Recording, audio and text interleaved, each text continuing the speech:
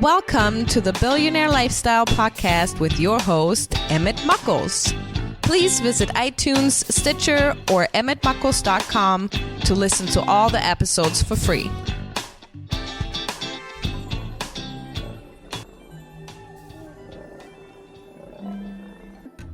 Ladies and gentlemen, welcome to the Billionaire Lifestyle Podcast. This is your host, Emmett Muckles. You should be glad that you woke up today.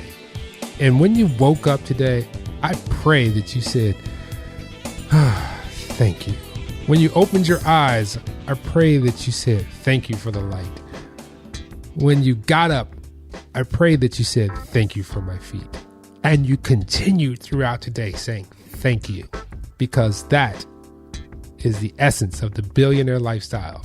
When you appreciate the little things, you get more of the big things. Today, my guest is KIKI Wong. Beautiful woman. Don't take her to the club with you because you're going to have some drama because everybody's going to be like, who is that? Anyway, what's up, Kiki? Hey, how's it going? It's going well. You know, you and I have, as with many of my guests, we have so many things that are common. And one of the biggest things that have made an impact in my life as far as mindset, as far as understanding, empathy, and so many different things was and is my travels. It started when I was a kid. My mom would just say, get in the car. And we would take off. And then as I got older, I got a wanderlust. And even as I got even older, I got a super wanderlust. So I was like, I'm out. Where's my passport? I'm out the country. And you have a book, The 30-Day Travel Challenge, available on Amazon, right? It sure is. Amazon. It's available on Kindle as well as an audiobook too. Now you're in LA. I can understand why you would want to travel. We were just saying that. I know. LA it's a tough place, It can get a little crazy sometimes. And I understand a lot of people here want to get out and sort of exit the crazy lifestyle out here and go somewhere it's more calming and a little bit more invigorating. And so, yeah, definitely. Yeah, because, the only thing you see on California is LA and San Francisco. That's it. Right. You don't see the other parts. But, that is kind of the ideal place in America is when you go to SoCal, it's like, sun and palm trees and the most beautiful people you will ever see.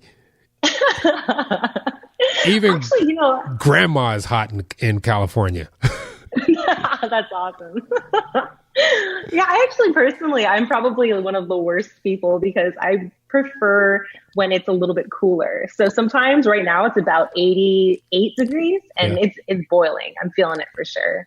So you're in the air conditioning. So what prompted you, A, to begin traveling and then B, start to document and share this information with the world about, hey, you should get out and you can get out because most people don't believe they really have that option. Absolutely. Initially, I was actually playing in a band. So I play electric guitar and my business partner, Kyla, she used to sing.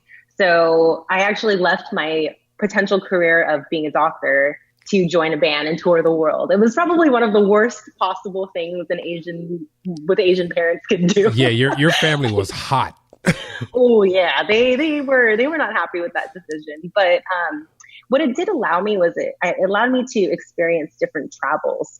And we did travels like from 7-seater vans with 9 people, us sleeping in the trunk, traveling across the U.S. And then we were in Macau and Hong Kong and Malaysia with like nice suites and getting really set up there. So it did all kinds of travel, and it really, really sparked a passion for discovering different cultures, seeing new places, and really ignited this desire to understand the world that we live in, and that it was possible. We had no money. We were just a bunch of broke musicians, but we lived out our dreams and made it happen. So that's definitely what sparked our travel dreams for sure. So what was your transition from being a musician to going into true adulting? It is very true. I honestly, my mindset at the time was like, I could have kept chugging along in that train until that train just stopped whenever it ran out of energy. I was so obsessed with music, Right. and I still play music.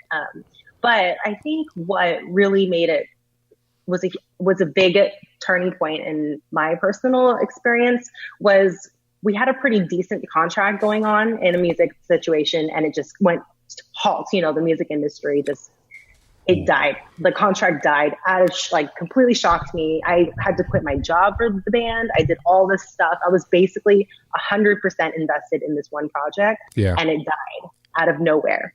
And that made me realize, I was like, the world is pretty very unpredictable, and situations can happen to you. And most of the time you're not ready for them. But what Kyla and I did was we needed a backup plan, and we didn't have one. Plan B.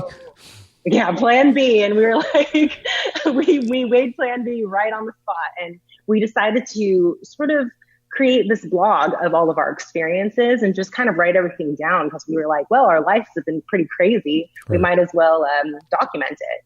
And slowly with time, it just started catching on. And within the first 6 months, we already had 100,000 viewers on our blog. So it just started picking up, and it allowed us the audience allowed us to experience more travel and actually go out and seek different places, work with tourism boards, and pursue our dreams. So who is your book actually geared to? What demographic? Many times when you write a book, you have a perfect customer who you intend to actually communicate to.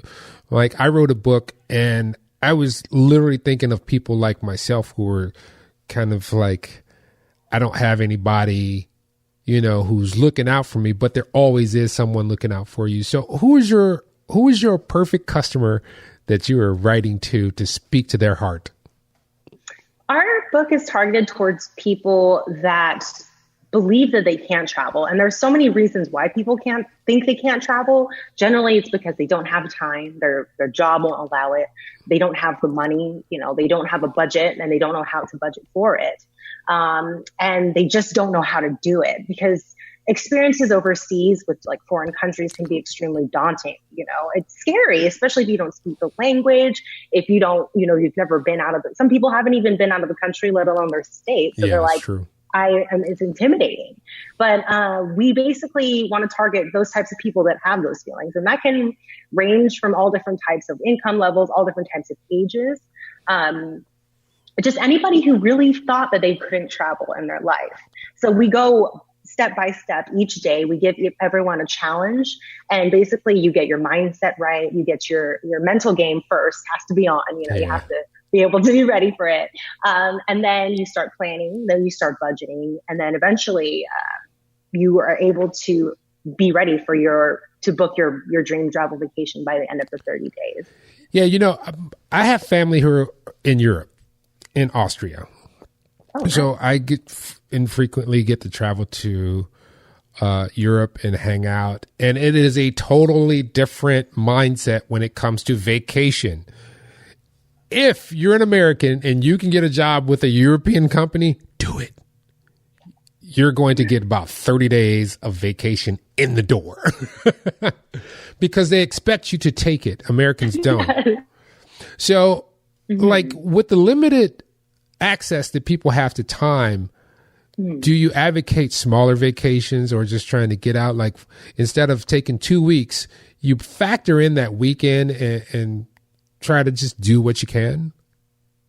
I think, what we do in our book is we try to get people started to get their feet wet. So first we'll do a staycation. We'll do like a 1-day trip and go to your local hotspot. So maybe if for us and living in Los Angeles, we live so close to Hollywood. It's like, do we take the day, like a weekend, like a Saturday or a Sunday, and you take a little local hotspot where people like to go to. If you live in a smaller rural area, you can go to your nearby city and take a day trip. Be a tourist in your own location. Yeah, I've done so that. we do actually, and it's fun. It's really fun. Yeah. You'd be like surprised when you didn't know about something that you maybe thought you knew a little bit about, and you go take a tour. You're like, that is actually really cool, And then we also do trips that, you can go book your own international trip if you're ready to take that next leap. So there's all different types of vacations that we cover in the book, each step of the way. In terms of timing, it just depends what you want out of travel. Like if you want to book that, if your dream vacation is to go do like 3 weeks in the Moab or something like that, or out in the Gobi Desert riding motorcycles, then you might need to like, which would be awesome. That's mine actually. But then you'd have to take a little more planning, or, versus if you just wanted to go to New York for the weekend. It just really depends what you want. And the world is so diverse, because I had a vacation that I wanted to facilitate, and it was a very short vacation. I just wanted to see dark sky. I wanted to see the Milky Way in the United States, and it's very few places that you can really see it because of light pollution.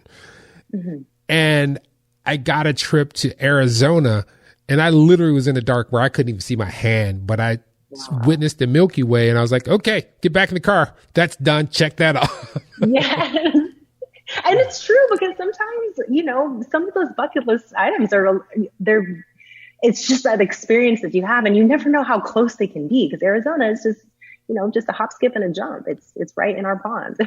Now, Vice is one of my all-time favorite media outlets. I love Vice. Love it.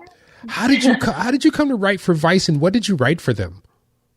Actually, that was my business partner, Kyla. So Kyla and I, we co-wrote the book, The 30-Day Travel Challenge. Uh-huh. So she's done, she's very more versed in the travel writing world.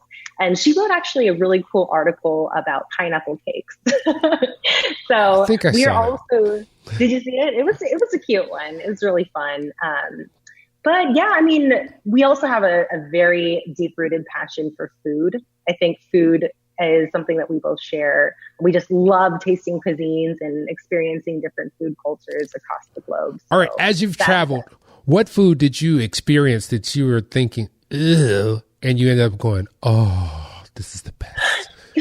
That's awesome. That's a great question. We were actually in Peru last fall, and don't say guinea pig. Oh my gosh, how did you know? I'm Emmett. I know these things. You're on it. You're on it. Wait, so did you have it also? No, I have one upstairs that barks at, it kind of squeaks at me every morning, and I always look at it like, you could be a sandwich with some hot sauce on you. That's awesome. Oh my gosh. They were really cute though. I have to say, I felt pretty bad. So what was the experience with that? Because we see guinea pigs as pets. Right. But I come from a background of hunters. So when I was a kid, 8, 9 years old, I used to have clean rabbits that my uncles would go out hunting and get. Wow. So I don't see it. Now I'm kind of squeamish. I'm kind of soft as I got old. But you know what I'm saying? When somebody says we eat guinea pigs, I'm like, I could understand that. It's like a little rabbit or a squirrel. That's it. It's just, for me, because I've worked in labs and stuff, so I'm kind of used to seeing the gory stuff. But at the same time, I do have a very soft spot for rodents. I don't know why. In the making of my brain, I think mice and rats are cute, and bunnies. I don't know why. I have no idea. So it was a little bit devastating to see it, because they serve it to you spread eagle and grilled on a stick. It's pretty. You see what you're eating. Did you eat it? Did you actually consume it? Oh yeah, I went for it. And the thing about it is, it's a bit brittle. It's very bony, and there's not a lot of meat, so you really kind of have to dig for the goodies. Sorry. So poor Rosie. Weird. Rosie's upstairs. I'm gonna look at her and go, I feel for you. You better be cool with me, or I'll ship you off to Peru. Oh no! Is that your pet guinea pig? No, it's my daughter's pet. But she's a little Doolittle. She loves animals, and she keeps roping me into these things. She has birds. She has fish. She has a guinea pig. Wow. And That's awesome. And she draws them too. So, and they have, I said to her a couple of years, it was about a year and a half ago. I was like, do you have friends that I can't see? She's like, yeah, they're animals. I said, please don't ever let them go. Oh, that's so sweet. As I pull out my bow and I go out and shoot in the backyard. Oh no. Oh God. No, that's just cruel. No, but that's one thing that travel will open you up to. And so many Americans, once they travel outside this country, they realize that it's more about nationalism outside of this country versus it is here. Here, it's really about people. So if I go to Czechoslovakia or Czech Republic, they will say, we're Czech. It could be a black guy, an Asian, and a white guy, but they will all identify as Czech. Mm-hmm. Versus you come here and you're like, what are you? I'm black, I'm white, I'm Puerto Rican. It really opens your mind. How will traveling make you happier? I mean, that's one of the things you say. You say traveling will make you happier. Mm-hmm.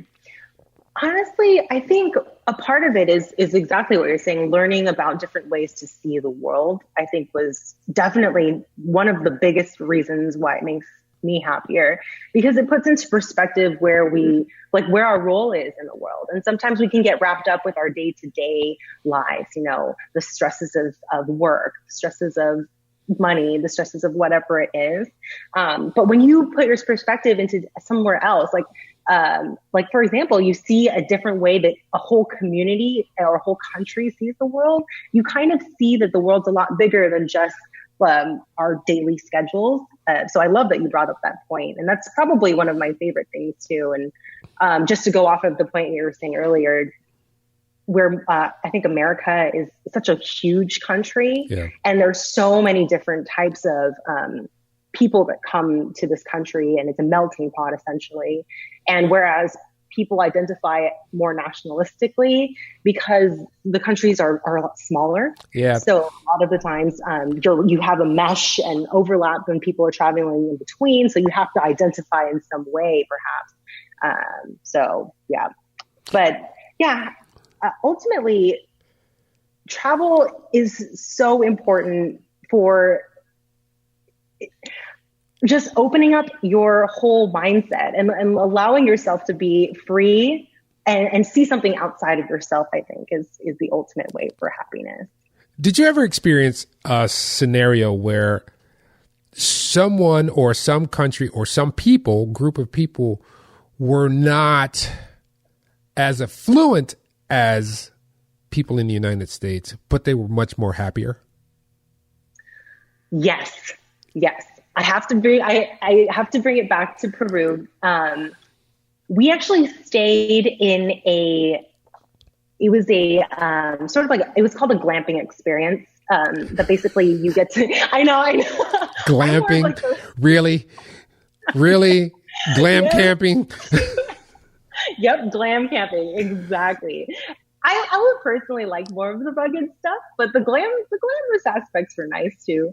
But we were actually in a remote village off of, I think, 45 minutes outside of Cusco. So we stayed with a family that took us in for a couple of days. And it was so incredible on how sustainable that village was. There was basically, 45 minutes out in the middle of these, like you would never know there was a civilization out there.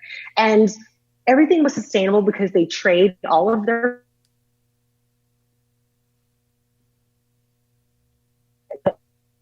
fertilizer is everywhere. So they plant everything, they grow everything, they trade for eggs, they get water. Wait a minute, I lost you for a minute. I lost you for a minute there. They trade for what?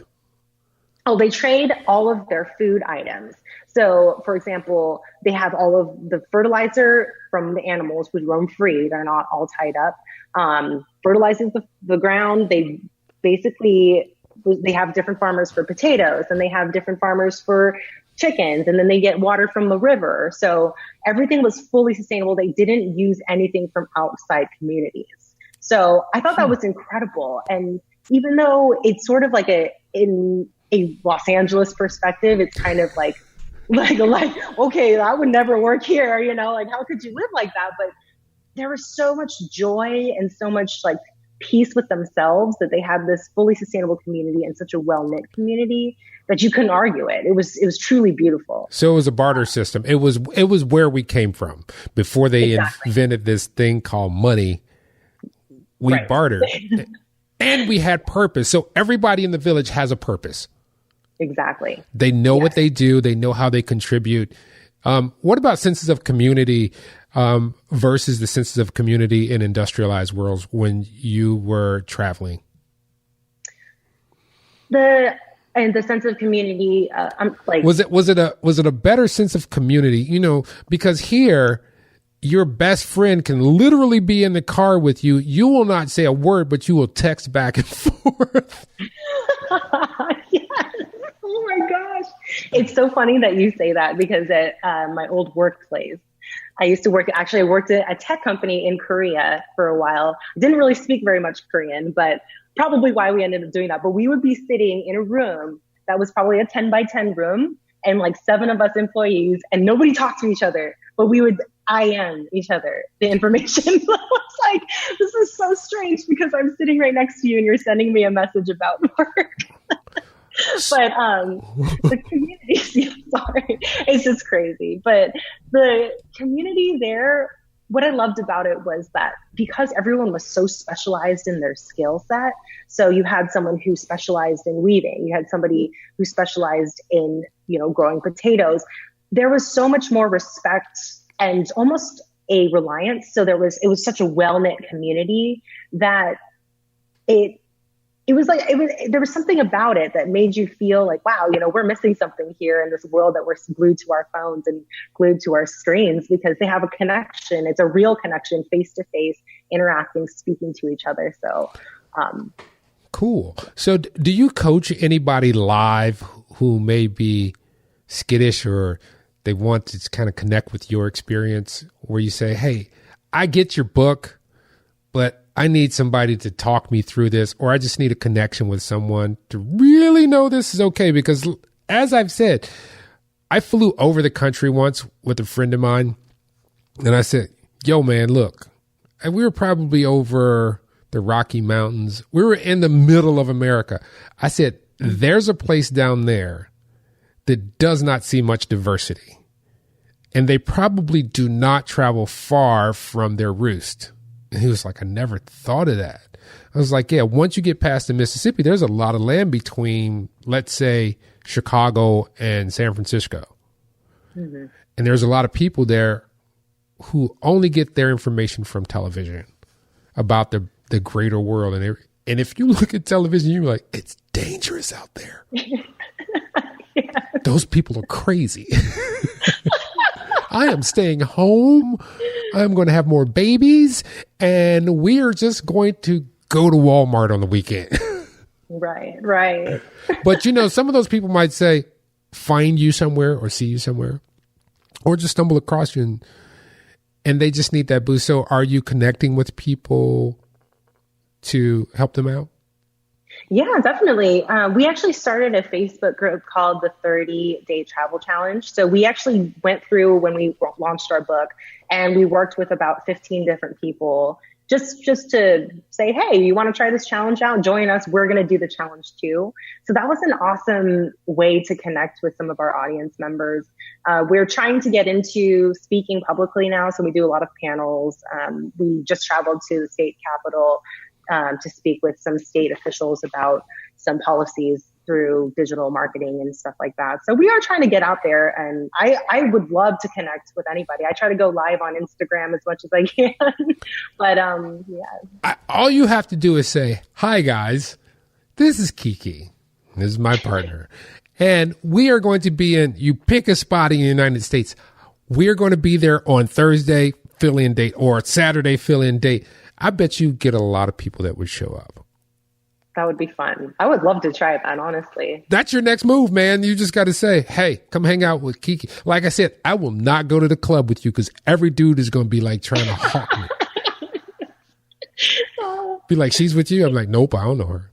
I'm like, nope. You can buy her a drink. As a matter of fact, buy me a drink too, just telling you that she's available to buy a drink. That's awesome. There you go. Entrepreneur right there. Oh, that used to be back in the day when, I'd be at the club with somebody and like dudes would try to be thinking they would be dissing me, and they'd send like the person I was with a drink. Like, yeah. And, I always said, I'm not that jealous guy. And so they'd be like, yo, you want some of this drink? I'm like, yeah. And they'd be like, it came from that guy. I toasted up to him like, thanks, bruh. That's awesome. And if he came over and said something, I'd be like, dude, this is who I'm with. I mean, we share everything. We're communal, except for with you. There you go. There you go. That's awesome. I mean, but you know, we get stuck, particularly in this country. We get stuck with limitations. We get stuck with anger. We get stuck with depression.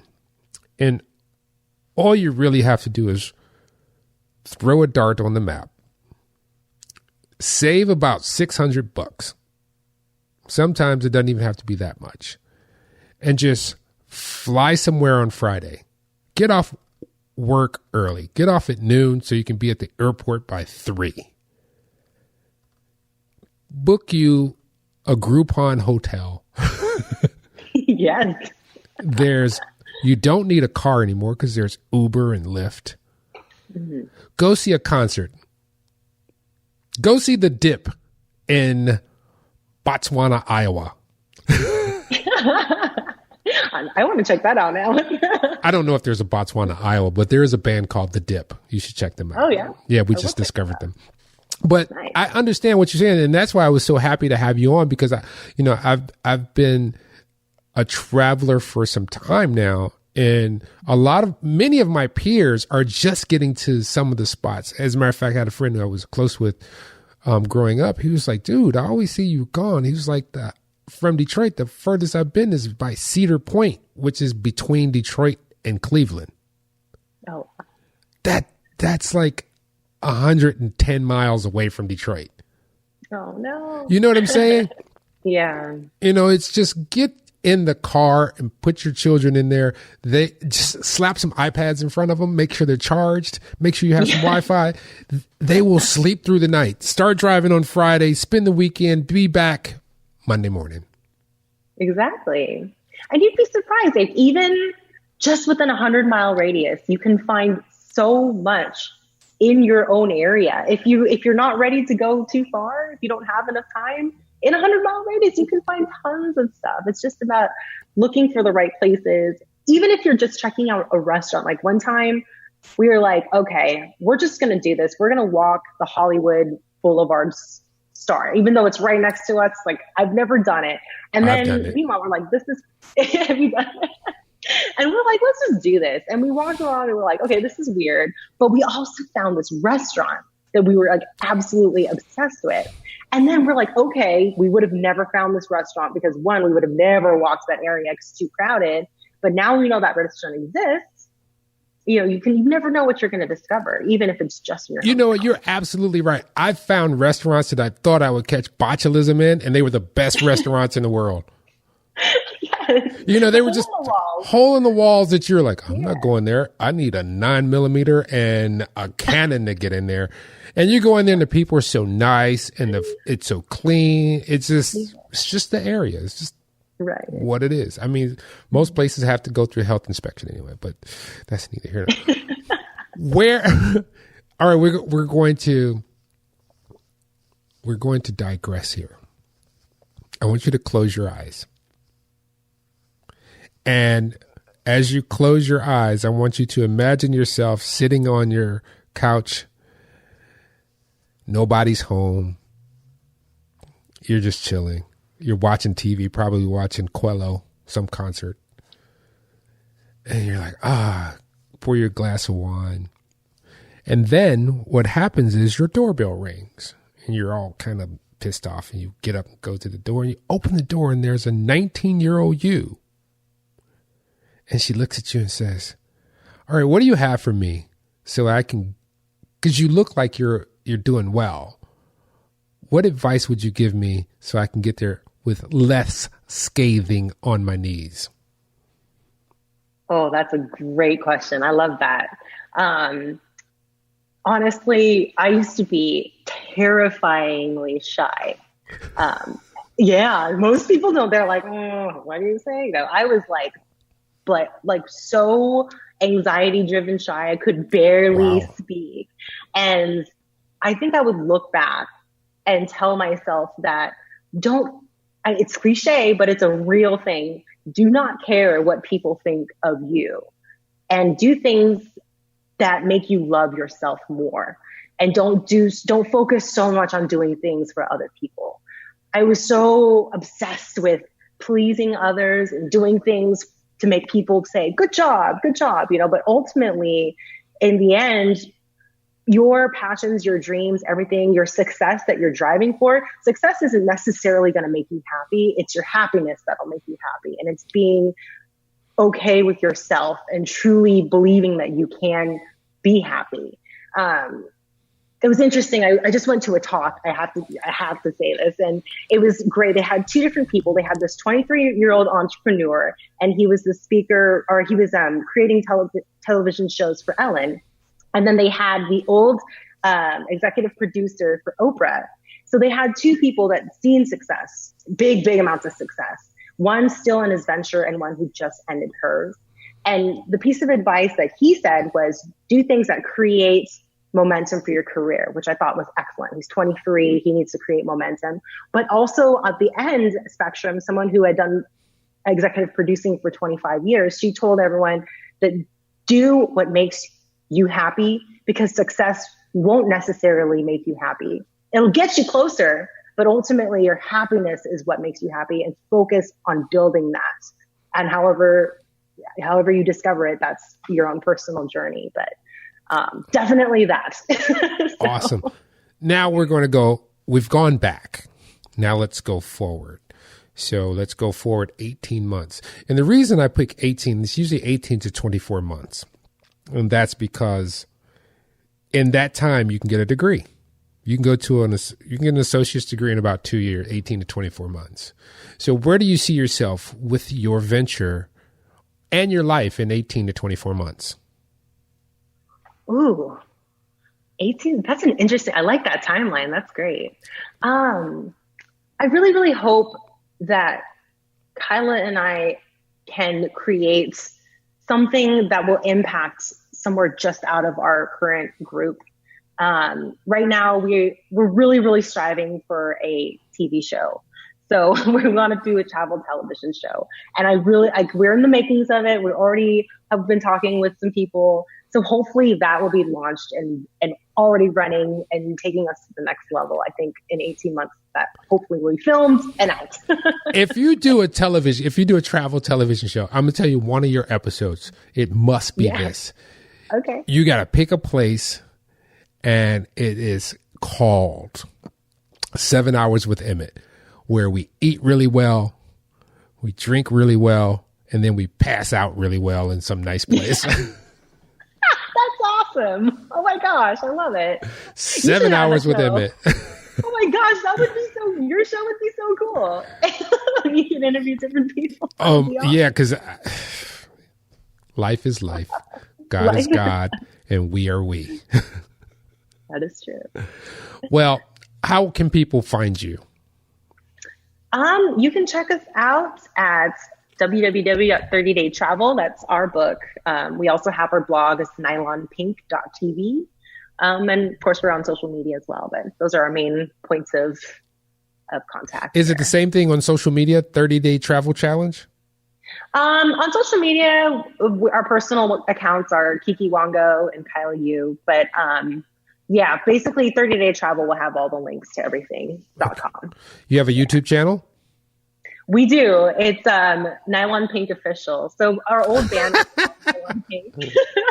So we still kept the name because it still runs long. So you can see some old band videos, and you can also see us with our travel adventures and all our videos there too. Well, awesome. I want to thank you so much, and I pray that you have much success and much joy in your life.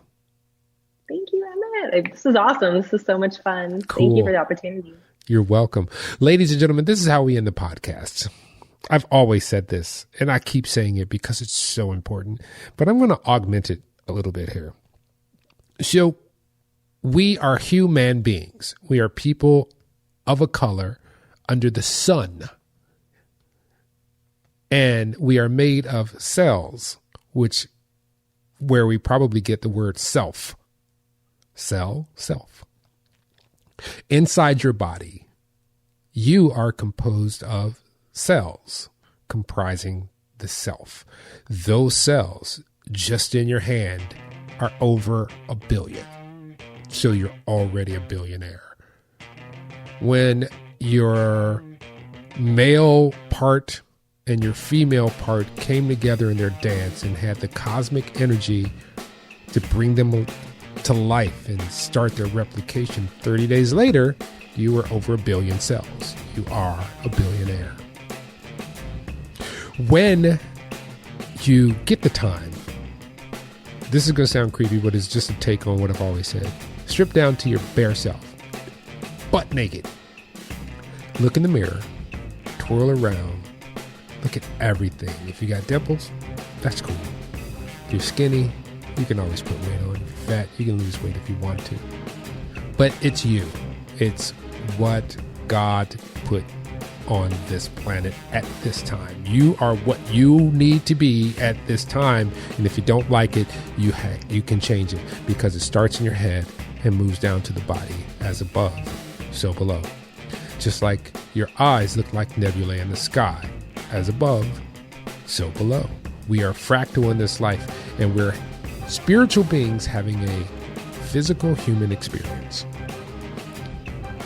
You're here for a purpose, to do something for someone else. You will give your value to someone else, and they will sustain you. That is where we are now. We're not in the industrial age. We are in the information, and we're moving toward the Aquarian emotional age. So when you meet someone with those nebulae in their eye, just like the nebulae in your eye that reflects that thing in the sky, treat them with love, honor, and respect, and be just. Till next time, love you all. I don't trust you all the time, but I love you all. Peace.